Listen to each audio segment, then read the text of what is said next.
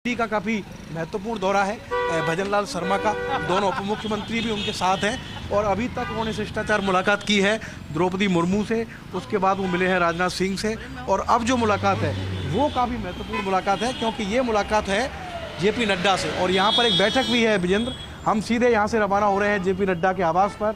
JP Nadda जिनके घर पर ये बैठक रखी गई है जिसमें जो प्रदेश के अन्य नेता हैं, चाहे वो गजेंद्र सिंह शेखावत हों, चाहे वो सीपी जोशी हों, वो भी शामिल होंगे क्योंकि 3 तारीख को रिजल्ट आ गए थे राजस्थान में और ये तय हो गया था कि भारतीय जनता पार्टी की सरकार बनेगी।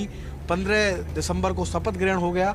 अब राजस्थान के लोगों को इंतजार है मंत्रिपरिषद के गठन का, क्योंकि जिन भारी भरकम वायदों के साथ भारतीय जनता पार्टी सरकार में आई है वो सही मायनों में ब्रजेंद्र तभी पूरे होंगे जब मंत्रिपरिषद का गठन होगा, विभागों का बंटवारा होगा, तब जाकर सही तरीके से जो कामकाज है राजस्थान में वो शुरू होगा। अभी तक तो जो दोनों उप मुख्यमंत्री हैं उनको भी विभागों का बंटवारा नहीं हुआ है। दिया कुमारी और प्रेमचंद बैरवा को भी कोई विभाग नहीं मिला है। सभी जो विभाग हैं वो जो मुख्यमंत्री हैं भजनलाल शर्मा उनके पास हैं। लेकिन ये माना जा रहा है कि आज जो बैठक होने जा रही है जेपी नड्डा के आवास पर, इस बैठक में करीब खाका तय हो जाएगा ब्रजेंद्र के। ठीक है शिवेंद्र, इस बैठक के अंदर और कौन कौन मौजूद रहेगा?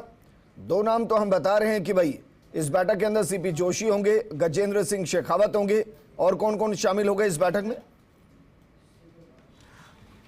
बिल्कुल विजेंद्र, अभी तक जो सूचना मिली है उसके अनुसार सीपी जोशी, गजेंद्र सिंह शेखावत, इन 2 नेताओं के ही नाम आए हैं। लेकिन जिन लोगों को कोर ग्रुप में देखते थे संभावना जताई जा रही है कि वो सभी नेता इस बैठक में हो सकते हैं। और अभी जो तस्वीरें हैं आप जेपी नड्डा के आवास से देख रहे हैं, यहाँ पर जो मुख्यमंत्री हैं भजनलाल शर्मा और दोनों उप मुख्यमंत्री दिया कुमारी और प्रेमचंद बैरवा, ये सभी लोग पहुंच चुके हैं। तस्वीरें आप देखिए, इस समय एंट्री ले रहे हैं जो भजनलाल शर्मा हैं वो, और देखिए आप भजनलाल शर्मा, दिया कुमारी, प्रेमचंद बैरवा, जो गाड़ी है उनकी वो जेपी नड्डा के आवास के बिल्कुल पास में है। जेपी नड्डा के आवास पर वो पहुँच रहे हैं और ये संभावना जताई जा रही है ब्रजेंद्र की थोड़ी सी देर में ये जो बैठक है वो शुरू हो जाएगी। ये बैठक इसलिए महत्वपूर्ण है ब्रजेंद्र क्योंकि जैसा मैंने कहा आपको कि अभी तक मंत्रिमंडल के गठन को लेकर तस्वीर साफ नहीं हुई है। कई तरह के नामों के कयास जरूर लगाए जा रहे हैं, लेकिन अभी तक ये तय नहीं हो पाया है कि कब राजस्थान मंडल विस्तार होगा। लेकिन आज जो बैठक हो रही है उसके बाद ये अनुमान लगाया जा रहा है कि जल्दी आने वाले 2 से 3 दिन में ही राजस्थान मंत्रिमंडल का विस्तार हो सकता है। इस समय यही है कि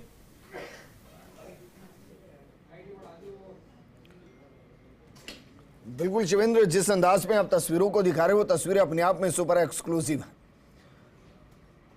ये कवरेज इतनी आसान नहीं होती।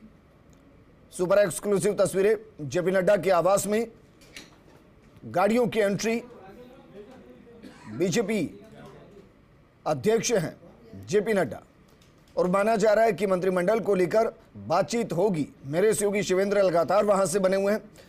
शिवेंद्र, वैसे तो जो मंत्रिमंडल होता है वो पूरे तरीके से मुख्यमंत्री का अधिकार होता है कि वो किस में ले या किस में ना ले, लेकिन बीजेपी में अच्छी बात यह है कि जो भी फैसले होते हैं सामूहिक होते हैं, सभी के साथ बातचीत के साथ होते हैं। मुख्यमंत्री का विशेषाधिकार होता है, लेकिन ये भी मुख्यमंत्री का विशेषाधिकार होता है, लेकिन ये भी परंपरा रही है कि एक बार जो राष्ट्रीय नेतृत्व है उससे भी विचार विमर्श किया जाए कि उनके क्या व्यूज हैं, वो क्या सोचते हैं, किन लोगों को मौका मिलना चाहिए, किस क्षेत्र से किस नेता को लेना चाहिए, क्योंकि संतुलन बहुत जरूरी होता है मंत्रिमंडल में। आपको हर क्षेत्र को प्रतिनिधित्व देना होता है, हर जाति को प्रतिनिधित्व देना होता है, आपको सीनियर लोगों का भी ध्यान रखना पड़ता है, तो आपको नए लोगों को भी एंट्री देनी होती है। और ये मंत्रिमंडल विस्तार ऐसे समय पर होने जा रहा है जब जो आम चुनाव है देश में लोकसभा का, उसमें बहुत ज़्यादा समय नहीं रह गया है। कहा जा रहा है कि फरवरी या मार्च तक आचार संहिता लग सकती है देश में आम चुनावों को लेकर। तो पूरी कोशिश है भारतीय जनता पार्टी की कि ये जो फेरबदल, ये जो विस्तार होगा मंत्रिमंडल में विजेंद्र, वो इस तरीके का हो जिसमें पूरा संतुलन हो, जातिवार, क्षेत्रवार और जो सीनियोरिटी है उसका भी ध्यान रखा जाए। जिस तरीके से हमने देखा कि मुख्यमंत्री के तौर पर भजनलाल शर्मा का नाम चुनकर भारतीय जनता पार्टी ने चौंका दिया, उसी तरीके से मंत्रिमंडल में भी कई नए चेहरों को एंट्री मिल सकती है। तो तस्वीरें आप देखिए, जेपी नड्डा का आवास जहां पर तमाम जो लीडर हैं वो पहुंच चुके हैं। मुख्यमंत्री थोड़ी देर पहले ही यहां पर पहुंचे हैं और किसी भी समय मंत्रिमंडल जो महत्वपूर्ण बैठक है वो ब्रजेंद्र यहां पर शुरू हो सकती है। और ये भी माना जा रहा है कि आज की बैठक के बाद ये पता चल जाएगा कि कितने दिनों में राजस्थान में मंत्रिमंडल का विस्तार होने जा रहा है। ब्रजेंद्र, बिल्कुल, लेकिन शिवेंद्र ये मानकर चले कि उदयपुर बेल्ट से किसी नेता को बड़ी जिम्मेदारी दी जा सकती है, क्योंकि अगर मेवाड़ को छोड़ दें और मेवाड़ में अगर मैं चित्तौड़गढ़ को शामिल ना करूं खासकर, तो मेवाड़ में कोई बड़ा प्रतिनिधित्व वर्तमान बीजेपी के अंदर दिखाई देता नहीं। इसके अलावा मारवाड़ हो, शेखावाटी हो, ढूंढाड़ हो, ब्रज हो, वहां से काफी ज्यादा प्रतिनिधित्व है।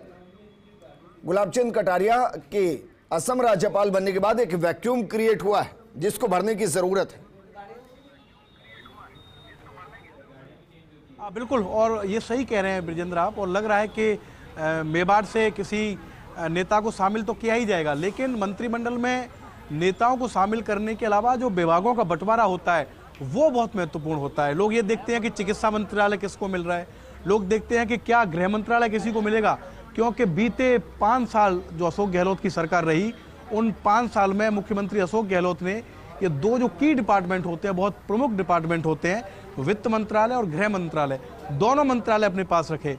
तो क्या जो नई सरकार बनी है भारतीय जनता पार्टी की, इस सरकार में ये परंपरा टूटेगी? क्या भजनलाल शर्मा किसी को गृह मंत्रालय देंगे या वित्त मंत्रालय देंगे?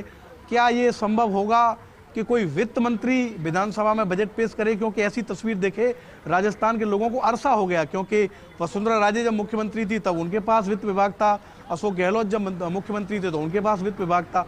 तो इस पर भी नजरें टिकी हुई हैं विजेंद्र के नेता तो शामिल कौन कौन होंगे, विभाग किसको क्या मिलेगा? क्योंकि अगर मान लीजिए किरोड़ी लाल मीणा को शामिल किया जाता है तो उनको उनके कद के हिसाब से कौन सा मंत्रालय मिलेगा, लोग अभी से अटकलें लगाने लग गए हैं। इसके अलावा पुष्पेंद्र सिंह राणावत जो कि 5वीं बार विधायक बने हैं, अगर वो मंत्रिमंडल में शामिल होते हैं तो उनको कौन सा विभाग मिलेगा?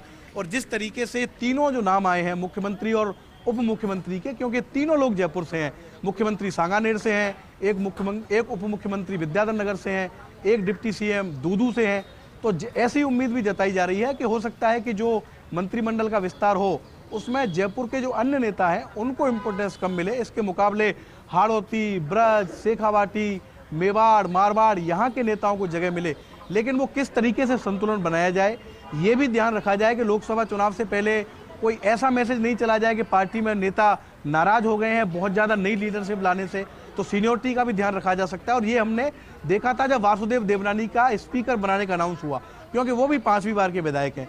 तो ये आज जब बैठक जेपी नड्डा के आवास पर हो रही है ब्रिजेंद्र, तो इसमें तय होगा कि क्या क्राइटेरिया रखा जाए मंत्रिमंडल का, क्या सभी जो जगह है मंत्रिपरिषद के लिए 30 जगह राजस्थान में 30 मंत्री बन सकते हैं, क्या वो जगह अभी भरी जा सकती हैं, या एक विस्तार के बाद लोकसभा चुनाव की आचार संहिता लगने से पहले एक और विस्तार किया जा सकता है? ये सभी इस तरीके के जो सवाल हैं वो इस बैठक में डिस्कस हो रहे हैं। ठीक है, लेकिन शिवेंद्र अभी तक अगर मैं कहूं कि एक लंबा दौर हो गया, कई दशक हमने देखे हैं कि पहली बार में पूरा मंत्रिमंडल नहीं बनता, और पूरा मंत्रिमंडल बनने में कई महीने कई साल लग जाते हैं। कई बार हमने अंतिम 2 सालों के अंदर भी मंत्रिमंडल को पूरा होते देखा है। तो मानकर चले कि 10 से 15 मंत्रिमंडल अभी बनाए जा सकते हैं, क्योंकि जो रिएक्शन उसके बाद होती हैं उन रिएक्शन के आधार पर भी कुछ मंत्रालयों की जिम्मेदारी कुछ नेताओं को दी जाती है डैमेज को कंट्रोल करने के लिए। बिल्कुल सही कहा ब्रजेंद्र आपने, यही मैंने कहा कि ये इस बात की संभावना काफ़ी कम है कि सभी 30 मंत्री पहले विस्तार में बन जाएं।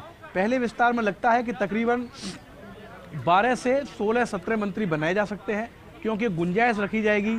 मान लीजिए आने वाले दिनों में ऐसा लगता है कि संतुलन सही नहीं है, किसी तरीके की नाराज़गी की खबरें आ रही हैं, किसी मिनिस्टर की परफॉर्मेंस बिल्कुल ज़्यादा ख़राब है, तो हो सकता है कि लोकसभा चुनावों की आचार संहिता लगने से पहले एक और फेरबदल हो जाए। और वो इसलिए कि लोकसभा चुनावों से पहले अगर इस तरीके का फीडबैक मिले पार्टी को कि अमुक नेता या अमुक क्षेत्र, अमुक कास्ट थोड़ी सी नाराज़ हो रही है कि उनको जो प्रतिनिधित्व है वो कम मिला है, तो हो सकता है कि लोकसभा चुनाव की आचार संहिता से पहले एक और फेरबदल हो जाए। लेकिन बीजेपी का राष्ट्रीय नेतृत्व विजेंद्र तीनों राज्यों में, छत्तीसगढ़, एमपी और राजस्थान, तीनों राज्यों में मंत्रिमंडल के जल्द विस्तार को लेकर गंभीर है। और आज जेपी नड्डा के आवास पर सिर्फ राजस्थान को लेकर मीटिंग नहीं है, आज छत्तीसगढ़ को लेकर भी मीटिंग है, आज मध्य प्रदेश को लेकर भी मीटिंग है। उन दोनों राज्यों के मुख्यमंत्री भी अपने अपने उप मुख्यमंत्रियों के साथ दिल्ली पहुंच चुके हैं, और जैसे ही राजस्थान की मीटिंग खत्म होगी, यहाँ पर पहले मध्य प्रदेश की मीटिंग होगी और उसके बाद छत्तीसगढ़ के मंत्रिमंडल विस्तार को लेकर बैठक होगी। ठीक है शिवेंद्र, लेकिन राजस्थान के लोगों को इंतजार है। उल्टा कर दिया, पहले छत्तीसगढ़ में शपथ हुई थी, फिर पहले मध्य प्रदेश में, फिर छत्तीसगढ़ में और अंत में राजस्थान में। लेकिन यहाँ चाहे कि मंत्रिमंडल में पहले राजस्थान को सुना जाएगा, फिर मध्य प्रदेश को और फिर छत्तीसगढ़ को।